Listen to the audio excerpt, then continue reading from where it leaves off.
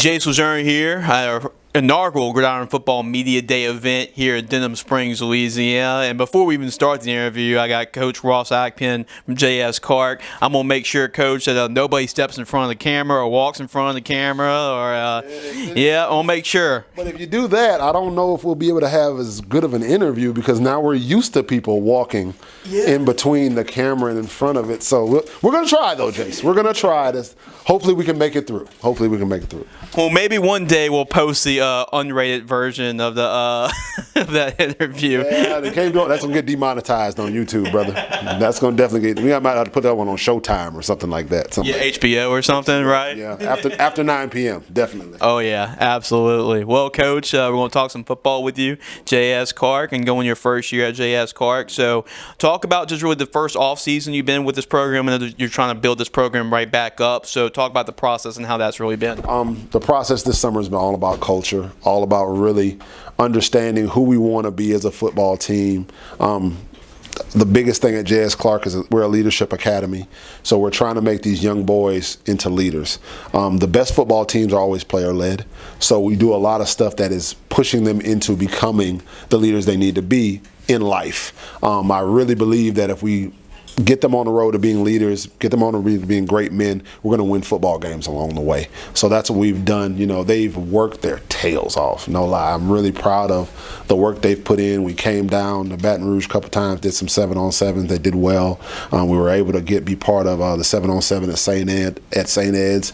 And they're, taking on teams, senior-laden teams, varsity guys that have been playing football. My guys are in 8th and 9th grade. And I'm just so proud of the work they've put in. They're on the 2-a-day programming right now before we lead up into school, and they give it all. They're gassed out and then turn around, and a couple hours they come back and give us some more and, gas out and say, man, Coach, I'm going to bed. We can do it tomorrow again. And that's the point you love as a football coach, when you see them progressing. I see that guy that, he may not have been a quote-unquote football player, and he comes in to me in March and he can't barely get the bar up on a bench press, and now he can bench press 135, which isn't super great, but you can see the progress. And that's what we're trying to do, make progression steps, and we set it up so in the atmosphere of daily, weekly, monthly, quarterly, yearly, and they're getting it and they're on it, and I love it. Yeah, and really you've been a part of the process. You've been a part of championship programs when you're at Madison Prep and the success you had over there. So learning from that success, being a part of a state championship program like Madison Prep and what Coach Williams has done over there, how does learning under a staff like that, a culture like that, really help you transition into JS Clark? Coach Williams is all about getting the best out of every kid and making sure the kids understand that we're family. And one of the things he taught me in my time under Coach Williams was you cannot get down on a kid or just reach down his throat if he doesn't know that you love him. When he knows that you love him, you can correct him, because correction is love. That's what even the Lord says, that correcting you is because I love you. So he taught me that, and I brought that to my program. I'm never going to get on you and go crazy and just dog cuss you or just rip you apart about something you didn't know.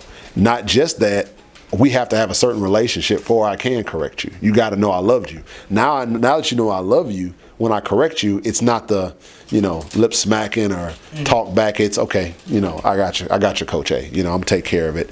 That type of thing. And that leads better even into the classroom. We have guys that are at our school that are, they're taking college classes already. Them guys are smart.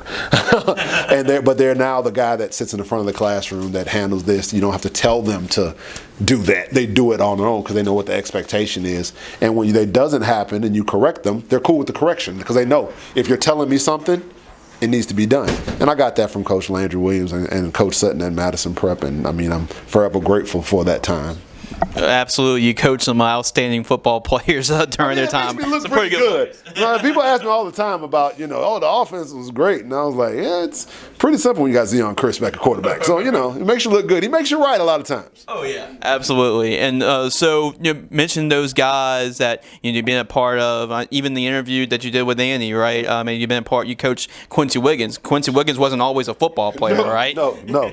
Quincy Wiggins, in high school, as far as high school, got a year and a half of high school football and went from a basketball player with, the legend Jeff Jones to, top 50 player in the country, and now, you know what I'm saying, a top returner at LSU. You know, that does my heart some good to see those kids doing that great. And, you know, he's a great story. You know, Zion, Chris, Tyrell, Raby, you know, these kids are doing it at the college level. They're making an example for their younger brothers who are there now and giving those guys something to shoot at. Those guys see something and they get to see, touch, feel, talk to them. Those guys reach back to them and say, hey, come to my dorm, not to play around. I want you to see this playbook that I got to deal with that's this thick, and how this regimen of how I do class and all that. So those guys say, okay, I'm locked into what I really want and how to get there, man. It's really, the culture is amazing, no lie.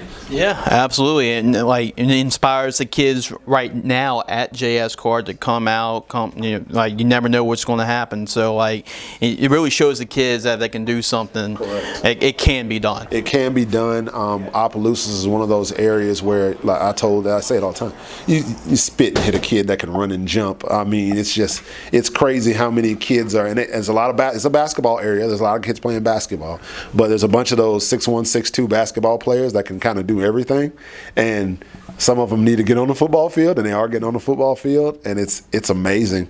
And when they get to see, like, some of them who didn't know me before, now they meeting me, and, you know, they're knowing about, you know, where I come from and things like that, and they're like, man, that kid went, he got to go here, he got to go there, you know, what was different? And I was like, it's nothing different between you and that kid. The difference is he locked in on what he wanted and started doing the things that needed to do to get it. When a kid asked me, you know, coach, this is what I want, and how can I get it? I give them the list. I break it down. This is what they need. You're trying to go here. This is what you want. And if you do all these things, you know, now you have a shot at getting it. But, you know, do what you got to do so you can do what you want to do. That's our thing all the time. Well, I know the identity of the football team. Just like two more questions, Coach. The offensive line, your offensive line coach. So I know you're going to focus on running the football and playing smash mouth football, right? Definitely. We're definitely going to play some smash mouth football. I mean, I come from smash mouth football. I also come from the spread. I like to keep it a lot of variations, just depending on who we're playing. But it starts in the trenches, and it's just what it is. If your trenches aren't together, you can have all the pretty plays and motions and wig-wag, zigzag, and everything else. If those guys up front aren't holding it up for you, it really doesn't matter. And we're taking a philosophy inside out. That's how I was learned. That's how I've taught. That's what I taught as an offensive coordinator, as an O-line coach. It's inside out. We start with the O-line, perfect everything. You know, I was taught perfect practice makes perfect, not practice makes perfect. Get that totally right, and then you go from there. And like I say, these kids are really doing a great job picking it up. You know, young kids, and honestly, for the most part, maybe 80% of my team didn't play football anywhere last year. You know, right. I've got for the ones that did, they're in 7th and 8th grade who are just coming to JS Clark, and that means they played biddy or middle school. You know, and now they're going to be playing high school football. So they're all learning together, whether or not their experience is on the field recent or never at all. So I'm just really proud of how these guys are picking up, especially the guys in the trenches. They're really picking up technique, understanding, things of that nature. And, you know, we all know in high school football, if you have an O-line that can move, goes a long ways. Goes a long ways. So I'm really proud of that fact. And I mean, me being an O-line guy, if the O-line isn't good, like Landry Williams just say, hey, you gonna give me what I want. Give me what I want, coach. So, you know. Yeah, absolutely, Coach. Any guys you want to give a shout out to that really, carried on what you wanted to preach over at JS Clark? Any players you want to? Oh yeah, definitely. The young man that he did his interview, Evan is just, you know, he progresses every day. You know, we're talking about a kid that's, you know, a freshman in high school, and he's legitimate 6'5", about 210 pounds. Basketball player that's now a problem at tight end, you know, but he's not even scratched the surface of how good he's going to be, but he works every day. He's in the weight room. He notices how strong he is now from when he started. I love what he's done over time. We have a young man who's coming from 8th grade, Kevin Johnwell, coming from Eunice Middle, and he's playing quarterback, never played quarterback a day in his life. And now all of a sudden, like today, we had our first morning practice, and he got the little quarterback, you know, he has that little thing when he knows he let one rip, and he turns and looks at me and gives me this one, and I was like, ooh, okay, you know. Okay. Another young man, Justin Chavis, that came over from one of the other middle schools, and he's coming from 8th grade. He comes from a family that is, you know, known in Opelousas. You know, his dad's an entertainer, his mom's an educator, older brother's a quarterback at Northwest High School.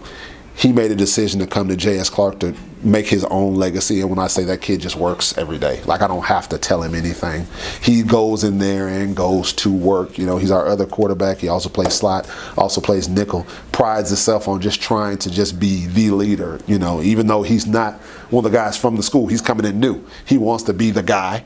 And I mess with him all the time because I say, man, you're just, you're the easiest leader I've ever seen. You're just the laid backest. You're just so cool of a leader. Well, you don't get riled up. And he's like, that's not my thing, you know. But he's doing a great job. K Narvi, geez, Lord. He started last year on the basketball team as the point guard in 8th grade. Wow. He did an interview with Andy, and if you see this kid walk in, if you see the quads on this kid, like one of the first kids I saw when I got there, and I'm like, yeah, that's a football player, coach. He might could do something on basketball, but he's a football player. And he relentless worker. I got to get on him a little bit because he's still young, you know, got that little immature thing. And I'm looking at a kid who's going to 9th grade that's going to do some great things as a running back and as a safety. He's just, you know, excitable, ready to go. Last kid, Austin, Jesus Lord. This kid he plays linebacker. He's in 8th grade. Coming over from Opelousas Junior, comes in the gym. We're doing our first workouts, and he's jumping up and touching the box on the backboard, you know, and he's just one of those ridiculous athletes. And he doesn't just talk it; he walks it. You know, he's the strongest guy in the weight room. Probably first or second fastest guy on the team.